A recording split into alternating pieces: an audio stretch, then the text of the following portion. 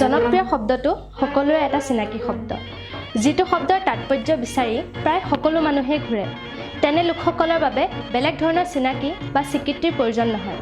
স্বাধীনোত্তৰ কালত জন্মগ্ৰহণ কৰা তেতিয়াৰ এখন পিছপৰা অসমৰ এজন শিশু শিল্পী হিচাপে নিজকে পৰিচিত কৰোৱা সেই বিশেষ ব্যক্তিজন বৰ্তমান সময়ত কিমান স্বনামধন্য হ'ব পাৰে, কিমান জনপ্ৰিয় হ'ব পাৰে। জনপ্ৰিয় শব্দৰ অৰ্থ ভাঙনি কৰিবলৈ আজি আমি অসমৰ এনে এজন বলিষ্ঠ বিশিষ্ট অতিথিৰ কাষ চাপিবলৈ সাহস কৰিছোঁ, যিজনে অসমীয়া ছবি জগতত বটবৃক্ষ স্বৰূপে অসমৰ সকলোকে ছাঁ দিবলৈ যত্ন কৰিছে। স্বনামধন্য এইজন ব্যক্তিৰ লগত কিছু মুহূৰ্ত পাৰ কৰিবলৈ আজি আমি সংজ্ঞা অনুষ্ঠানে যৎপৰ নাস্তিক চেষ্টা কৰিছোঁ। তেখেত কোন আহকচোন আমি জানো।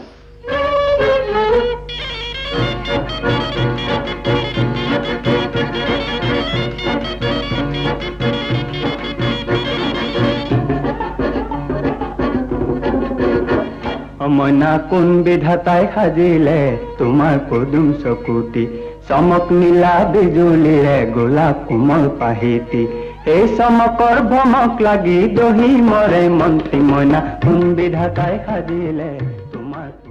নামেই যাৰ পৰিচয়, চলচ্চিত্ৰ আৰু মঞ্চ জগতৰ জীৱনজোৰা বিশিষ্ট অভিনেতা শ্ৰীযুত নিপন গোস্বামী ছাৰ, নমস্কাৰ। নমস্কাৰ। আপোনাক আমাৰ সংজ্ঞা অনুষ্ঠানলৈ প্ৰথমবাৰৰ বাবে স্বাগতম জনাইছোঁ। ধন্যবাদ।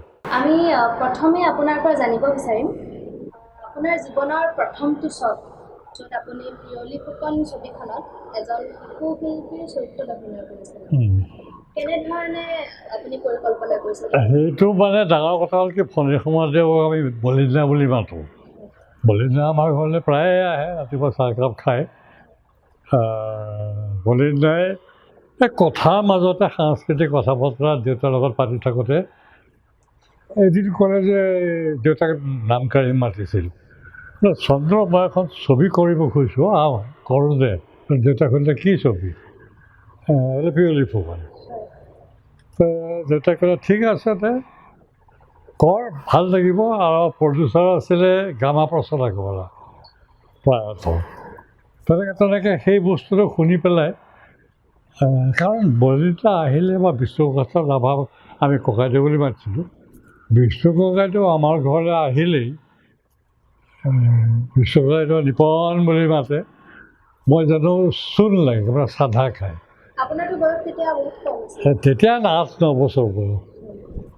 চাধা খায় তেতিয়া মই জানো চূণৰ টেমাটো লৈ দেউতাই খাইছিলে, একেলগে বহি খুব চাধা মানুহে খায়।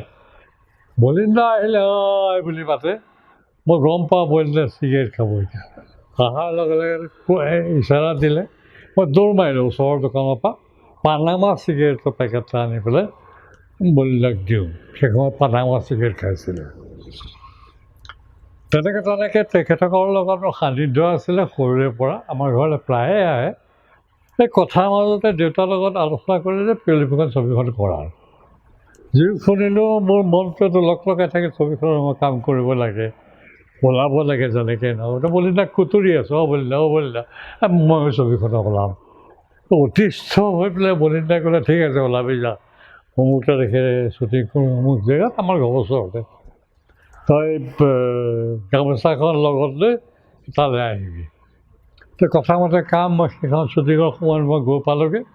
বলিন্দাৰ ওচৰত থিয় হ'লোঁ, বলিন্দা মই আহিলোঁ, ওখ মানুহ আকৌ 6 ফুটৰ ওখ।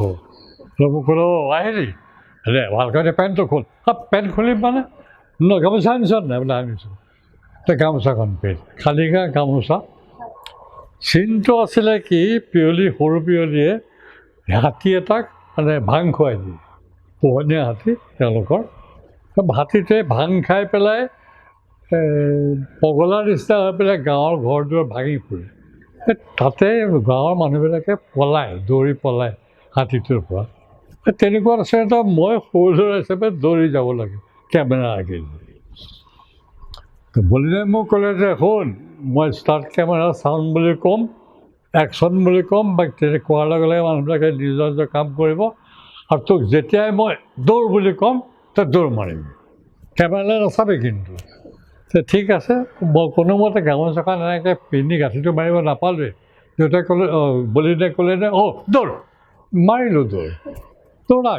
তলতে কাঠৰ মূঢ়া কিবা এটা পৰি আছিলে উজুতিকে ধামকৈ পৰিলোঁ পৰতেতো গামোচাৰ গাঁঠিটো খুলি যোৱাৰ নিচিনা হ'ল মই থাপ মাৰি ধৰি পেলাই উঠি পেলাই দৌৰ মাৰিলোঁ কেমেৰা নোচোৱাকৈ আগবাঢ়ি গ'লোঁ দৌৰি ওলাই গ'লোঁ মোৰ জীৱনত সেইটো প্ৰথম শ্বট ফণী শৰ্মাদেৱৰ পৰিচালনাত প্ৰথম শ্বট মানে দ্বিতীয়বাৰ ল'ব লগা নহ'ল অ'কে শ্বট আছিলে এবাৰতে হৈ গ'ল সেইটো মোৰ জীৱনৰ খুব মেমৰেবল ডে আৰু সেইখন কৰাৰ পাছত লতা লাগিল ন চিনেমাত কৰা তেতিয়া মই বোলো মই চিনেমা কৰিব পাৰিলেতো খুবেই ভাল পাম তেতিয়া গৈ গৈ স্কুলৰ পৰা কলেজ পালকে কলেজত নাটক চাটক ধেৰ কৰিছিলোঁ মই আচলতে মঞ্চৰ পৰা অহা মানুহ মঞ্চতে অভিনয় কৰিছিলোঁ তেতিয়া মোৰ লগৰ ল'ৰা ছোৱালীবিলাকে বিশেষকৈ ছোৱালীবিলাকে ক'লে এটা কাম নকৰ কিন্তু সেই সময়ত আছাম ট্ৰিবিউন খবৰৰ কাগজত এটা এডভাৰটাইজমেণ্ট ওলাইছিল তাত লিখা আছিল পুনৰ ফিল্ম ইনষ্টিটিউটত অভিনয়ৰ বিষয়ে শিক্ষা প্ৰদান কৰা হয় তাত ইচ্ছুক প্ৰাৰ্থীয়ে এপ্লিকেশ্যন কৰিব পাৰে দৰখাস্ত কৰিব পাৰে মই ছোৱালীবিলাকে কয় তই দে দেখাখনে বেয়া নহয় তই দি দিলোঁ এপ্লিকেশ্যন সেই সময়তে মোৰ তাৰপৰা চিঠি উত্তৰ আহিলে তেতিয়া মই বি এ পৰীক্ষা দি আছোঁ উত্তৰ আহিলে যে ইউ আৰ চিলেক্টেড তুমি অমুক চেণ্টাৰত মানে আমি তেওঁলোকে 4টা চেণ্টাৰ দিছিলে ইণ্টাৰভিউ কলিকতা দিল্লী মুম্বাই চেন্নাই মই কলিকতা ওচৰৰ কাৰণে কলিকতা বুলি লিখি দিছিলোঁ এতিয়া কলিকতালৈ মোক মাতিলে ইণ্টাৰভিউ দিলোঁ সেই সময়ত পাটনাৰ পৰা আহিছিল শত্ৰুঘ্ন সিনহা আৰু বাংলাদেশৰ পৰা আহিছিল কল্যাণ চেটাৰ্জী আৰু অসমৰ পৰা আভা হাজৰিকা প্ৰয়াত আমি তিনিও চিলেক্ট হ'লোঁ চিলেক্ট হোৱা আপোনালৈ মাতিলে তেতিয়া সকলোকে মই কথাটো কৈ সেই তেনেকৈ আপোনালৈ গৈ পেলাই মোৰ অভিনয় শিক্ষাকৰণ আৰম্ভ হ'ল তেনেকৈ আৰম্ভ হ'ল এতিয়া আমি জানিব বিচাৰিম যে আপুনি পিয়লি ফুকন ছবিখনত ফণী শৰ্মাদেৱক লগ পাইছিল আগৰ পৰাই আপুনি তেওঁৰ লগত মোৰ সৰুৰে পৰা ঘৰুৱা সম্পৰ্ক এটা আছিলে গতিকে আপুনি এতিয়া বৰ্তমান সময়ত আপুনি ভাবে নেকি যে তেওঁলোকৰ পৰিচয় এতিয়া ক'ৰবাত আছিলে বিশেষ আছে কেইজনমান মানুহতো খুবেই প্ৰয়োজন আছিলে ফণী শৰ্মাদেৱ ব্ৰজেন বৰুৱা দীপ বৰুৱা এইবিলাক মানুহৰ খুব প্ৰয়োজন আছিলে এইটো সময়ত আমি বহুত আগবাঢ়ি গ'লোহেঁতেন কিন্তু উপায় নাই তেখেতসকলতো আমাৰ মাজৰ পৰা গুচিয়ে গ'ল এতিয়া কথাটো অনুভৱ কৰোঁ তেওঁলোক থকাহেঁতেন হয়তো আমাৰ কথা চিভিল জগতখনে বহুত আৰু আগবাঢ়ি গ'লহেঁতেন অভিনয়ৰ শিক্ষা গ্ৰহণ কৰোঁতে আপুনি বহুকেইজন বিশিষ্ট অভিনেতাক লগ মই ক'লোনে শত্ৰুঘ্ন সিনহা আছিলে ডেনি ডেঞ্জম্পাপতকৈ জুনিয়ৰ তথাপিও মই পাইছিলোঁ সুভাষ ঘাই আছিলে জালা লাগা আছিলে আছৰাণী আছিলে এনেধৰ ৰেহানা চুলতানা আছিলে এনেদৰে বহুত মানুহ পাইছিলোঁ তাত সেই তেওঁলোকৰ লগত কটোৱা সময়খিনি আপোনাৰ কিবা ভাল লগা মুহূৰ্ত আমাক প্ৰত্যেকটো মুহূৰ্ত খুব ভাল লাগিছিল শত্ৰুঘ্ন সিনহাই খুব ফূৰ্তি কৰি থাকে ৰেহানাহঁতৰ লগত খুব ভাল আছিলে গতিকে খুব এনজয় কৰিছিলোঁ খুব ভাল পাইছিলোঁ তেওঁলোকৰ লগত থাকি সময় কটাই আৰু শত্ৰুঘ্ন সিনহা খুব হুলস্থলীয়া আছিল ফূৰ্তিবাজ আছিলে ধেমালি কৰি থাকে খুব ভাল লাগে জালা লাগাই খুব ধেমালি কৰি থাকে ফূৰ্তিবাজ তেনেকুৱা মানুহ ভাল লাগিছিল সেই সময়ত থাকি খুব ভাল পাইছিলোঁ ডক্টৰ বেজবৰুৱাখনৰ কথালৈ আহিছোঁ ডক্টৰ বেজবৰুৱাখনত আপুনি ব্ৰজেন বৰুৱাদেৱক লগ পাইছিলে মানে তেওঁ পৰিচালনা কৰিছিলে ছবিখন তেওঁৰ লগত কাম কৰাৰ অভিজ্ঞতা সাংঘাতিক ভাল খুব মধুৰ অভিজ্ঞতা মোক প্ৰথমতে তেখেতে চিলেক্ট কৰিলে সংগ্ৰাম চিনেমাখনৰ প্ৰিমিয়াৰ হৈছিলে ৰূপায়ণ বুলি এটা চিনেমা হল আছিলে তাত তেখেত চাবলৈ আহিছিলে চিনেমা শেষ হোৱাৰ পাছত মোক মাতিলে দীপন শুনাচোন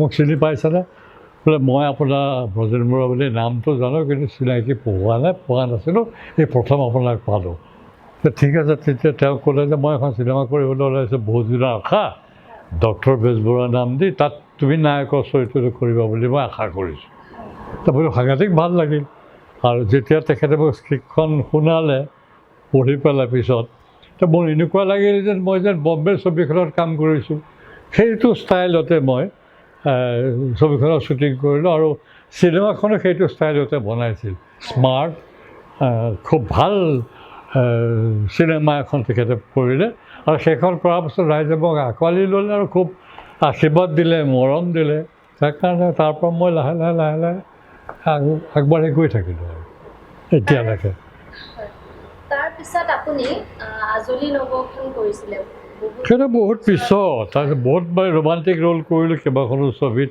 সেইবিলাক ছবি হিট হ'ল আজলি নৱ চিনেমাখন কৰোঁতে এটা কথা হ'ল দীপ বৰুৱাদেৱে যিটো চৰিত্ৰ প্ৰধান ডাঙৰ ককায়েকৰ সেই চৰিত্ৰটো কৰিবলৈ ৩-৪জন মানুহক মাতি আনিলে তেওঁলোকৰ অভিনয় চাই দীপ বৰুৱা মানে সন্তুষ্ট নহ'ল তেতিয়া আমাৰ মেকআপমেন আছিলে দেৱী হালদাৰ সুধিলে বোলে দেৱীদা মই যদি নিপনক লৈ আহোঁ আপুনি কেৰেক্টাৰ অনুসৰি তেওঁৰ সেই গেটআপটো আনি দিব পাৰিবনে দেৱীদাই ক'লে দেৱী হালদাৰ কেলকাতাৰ বলে দাদা নিপন বাবু বাবাকেও আমি মেকআপ করেছি ওনাকেও করে দেবো আপনি চিন্তা করবেন না ডেকে নিয়ে আসুন তেনেকৈ আহিলোঁ তাত কাম কৰিলে দিপুৰাই ভাল পালে প্ৰথম শ্বটটোতে সেই তেনেকৈ প্ৰথম কেৰেক্টাৰ আৰ্টিষ্ট কেৰেক্টাৰ চৰিত্ৰ অভিনেতা মই সেইখনতে আৰম্ভ কৰিছোঁ তেতিয়া বয়স বেছি নাছিল আছিল চাগে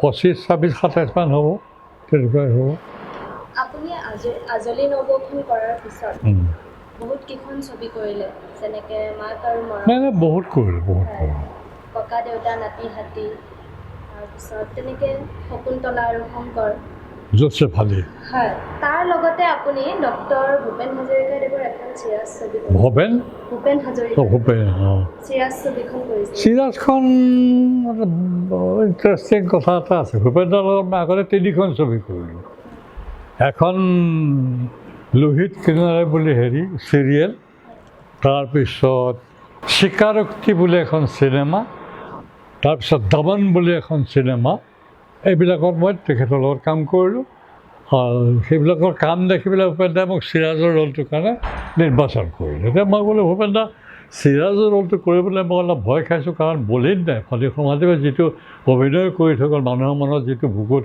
সাজ বহুৱাই থৈ গ'ল সেই অভিনয়ৰ যোগ্যতা মই নহয় মই নোৱাৰোঁ কৰিব মই ভৰিৰ আঙুলিৰ নখৰ যোগ্য নহয় তেখেতৰ তেতিয়া ভূপেনদাই ক'লে তুমি কিয় চিন্তা কৰিছা তুমি তেখেতৰ দৰে কৰিব নালাগে নহয় তুমি নিজৰ মতে কৰা তেতিয়া সেই তেনেকৈ কোৱাৰ কাৰণে ভয়ে ভয়ে মই সেই চৰিত্ৰটো কৰিলোঁ আৰু মানুহে ভাল পালে শলাগিলে সেই ছবিখনত এটা গান আছিলে অগ্নিযুগৰ ফিৰিঙতি এটা হেৰি সেই গানটোত বৰ্তমানলৈকে সকলোৰে প্ৰায় মুখে মুখে যে সেই ছবিখন সেইখিনি সময়তে এটা জাতি ধৰ্মৰ ভেদাভেদৰ এটা সেইখন আজিৰ সময়ৰ লগত কিন্তু খুব খাপ খোৱা সেইটো দৰকাৰ আমি সেইটো মনোবৃত্তি মনত ভাৱ লৈ পেলাই যদি আমি কামত আগবাঢ়োঁ এই বহুতখিনি আমাৰ সহায় সেই সময়ত এটা কথা কওঁ শুনা আপোনালোকে বহুতে নাজানা পুৰণা প্ৰথম চিৰাজখন যেতিয়া ৰিলিজ হয় মানুহে হিলদল ভাগি আহিছিলে হিন্দু মুছলমানৰ সম্প্ৰীতি যেতিয়া বলিদা ফণী সমাজৰ মৃত্যু হয় সঁচা সঁচিকৈ তেতিয়া হাজাৰ মানুহ ওলাই আহিছিল চিৰাজ চাবলৈ চিৰাজক সেই চিৰাজ কৰা মানুহজনক চাবলৈ ওলাই আহিছিল তেনেকুৱা এটা পৰিৱেশৰ সৃষ্টি হৈছিলে গতিকে ফণী সমাজে যিটো অৱদান দি থৈ গ'ল অসমৰ কাৰণে আৰু সেইকাৰণে বোধ কৰোঁ অসমত হিন্দু মুছলিমৰ ইমান সংঘাত নহ'ল সেই ছবিখনৰ কাৰণে সেইখন আজিৰ দিনৰ খুবেই প্ৰয়োজন তেনেকুৱা ধৰণৰ ছবি আৰু এইখন চিৰাজেও সেই তেনেকুৱা এটা বাণী দিবৰ কাৰণে চেষ্টা কৰে সেইখন বৰ দৰকাৰী ছবি সেইখন দিব লাগে আমাৰ মনত যিটো ভাৱ এতিয়া আৰম্ভ হৈছে আগতে নাছিলে সেইটো যে ভাগ কৰা তেওঁ অমুক মই অমুক এইবিলাক হ'ব নাপায় আচলতে মানুহ ভগৱানৰ সৃষ্টি মানুহ হিচাপে সকলো মানুহ একেলগে থাকিব লাগে মিলা প্ৰীতিৰে থাকিব লাগে নিজৰ ধৰ্ম ভাষা দেখা বেলেগ হ'ব পাৰে সেই বুলি আমি মানুহ নহয় জানো গতিকে সেই মানুহ হিচাপে যিখিনি কৰণীয় আমি সেইখিনি কাম কৰিব লাগে জাত পাতৰ বিচাৰ কৰিব নাপায় মোৰ বোধেৰে যে মোৰ চিন্তাধাৰা চিৰাজ ছবিখনৰ কথা ওলাইছে যিহেতু চিৰাজ ছবিখনটো নাটক হিচাপেও লিখা হৈছে নাটক কৰিছিলে ফণী সমাজ নিজে চিৰাজৰ ৰ'লটো কৰিছিলে তাৰপিছত মোৰ দেউতা প্ৰয়াত চন্দ্ৰধৰ গোস্বামীদেৱে চিৰাজ কৰিছিল তাত মই কন্দৰ্পৰ ৰ'লটো কৰিছিলোঁ দেউতা আৰু মই একেলগে বাণৰংগ মঞ্চ তেজপুৰত তেনেকৈ কৰিছিল নাটক বহুত ঠাইত নাটক কৰিছোঁ চিৰাজৰ আপোনাক বিশেষকৈ ছবি জগতত বা ভ্ৰাম্যমান জগতত মানুহে বেছিকৈ চিনি পায়? দেখিলে চিনি পায়, চবেই হয়তো নাপাবও পাৰে। আপুনি এই ক্ষেত্ৰতে বেছিকৈ থাকে বুলি সকলোৱে জানে? প্ৰায়ভাগেই জানে, কিছুমানে নাজানে আৰু সেইটো হ'বই স্বাভাৱিক কথা, কেনেকৈ জানিব।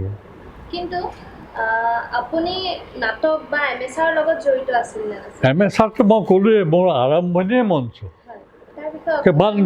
মই যেতিয়া প্ৰাইমেৰী স্কুলত থাকোঁ, কলিবাৰী নিম্ন বুনিয়াদী প্ৰাইমেৰী স্কুল, তাত মই নাটক কৰিছোঁ কিমান 6 বছৰ বয়সত। 5 বছৰত আমাক এডমিশ্যন ল'বলৈ সুবিধা দিয়ে, তাৰ আগতে নিদিয়ে আমাৰ সময়ত। 5 বছৰ হ'লেহে আমি এডমিশ্যন ল'ব পাৰোঁ স্কুলত। তেতিয়া প্ৰাইমেৰী স্কুলত তেতিয়া আমাৰ ঘৰৰ ওচৰতে কলিবাৰী প্ৰাইমেৰী শিক্ষানুষ্ঠান আছিলে, তাত মই নাটক কৰিছিলোঁ সমনীয়াৰ লগত লগ লাগি। কি নাটকখন কৰিছিলোঁ, লাচিত বৰফুকন, তেনেকৈ মই কৰিছিলোঁ। তাৰপিছত স্কুলত কৰিলোঁ, বেষ্ট এক্টৰ পালোঁ। দৰং কলেজত কৰিলোঁ, বেষ্ট এক্টৰ হ'লোঁ। তাত মই মিউজিক ছেক্ৰেটৰীও আছিলোঁ। গতিকে তেনেকৈ নাটক বহুত কৰিলোঁ। সংগীত নাটকম বুলি আমাৰ এটা গ্ৰুপ আছিলে, অনুষ্ঠান এটা আছিলে, সেই তাৰ মাধ্যমেৰে গোটেই অসমত আমি বহুত নাটক কৰি ঘূৰি ফুৰিলোঁ। আৰু আমাৰ লগত কাম কৰা অসমৰ বহুখিনি শিল্পী আমাৰ লগত জড়িত হৈ কাম কৰিছে। দীনেশ দাস, বিজু ফুকন, ৰুমা দেৱী,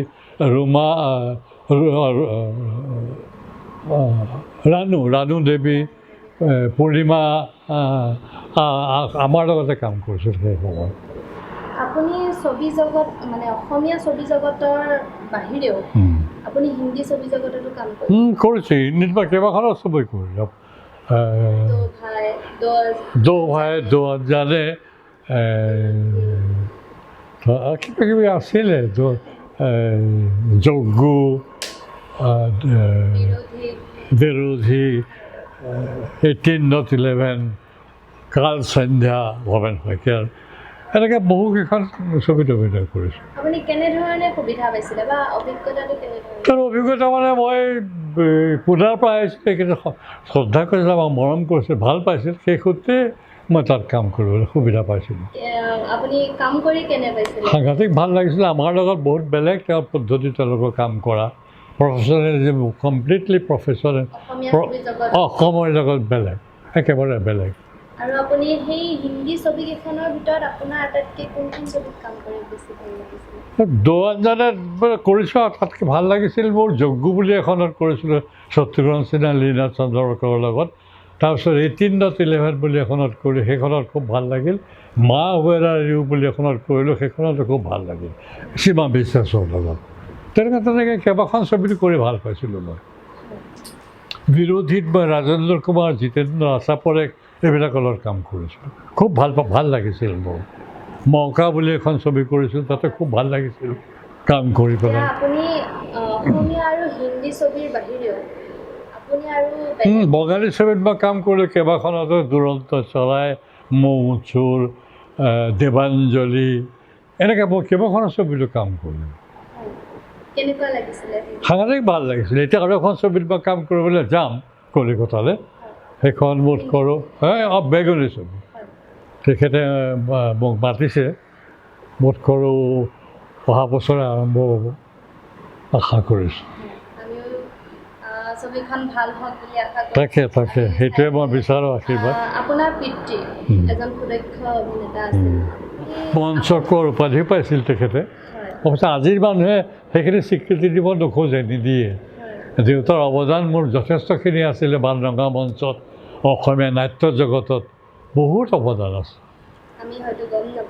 সেই নাজানে মানুহে, স্বীকৃতি দিয়া নাই।